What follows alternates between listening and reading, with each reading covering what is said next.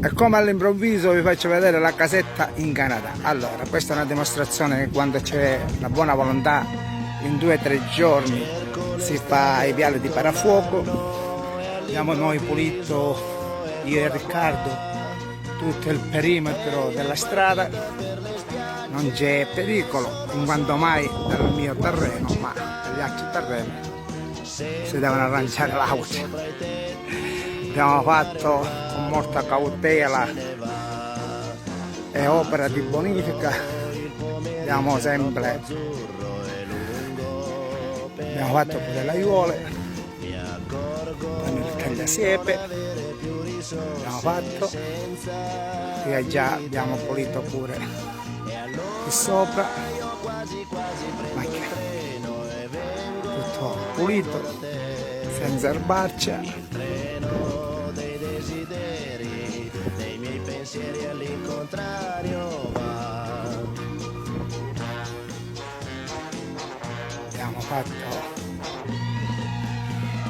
pure, abbiamo riparato la gondola,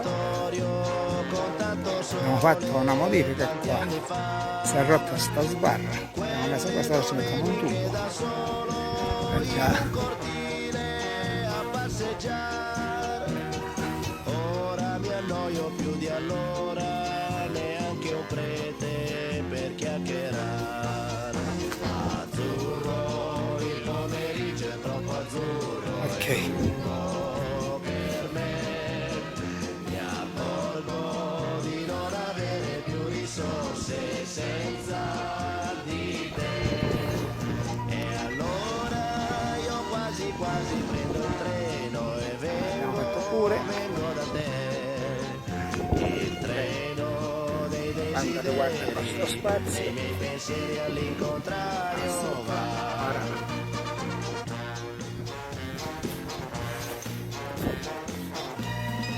noi Cerco un po' d'Africa in giardino tra l'oleandro e il per me, baobab, nella zona mia, come facevo da bambino, ma qui c'è gente, non si può più.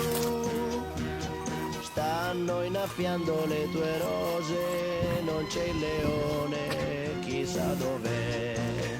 Azzurro, il pomeriggio è troppo azzurro, è lungo per me.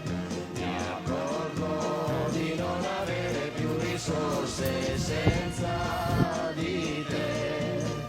E allora io quasi quasi prendo il treno e vengo da te. Ma il treno dei desideri, nei miei pensieri all'incontrario va.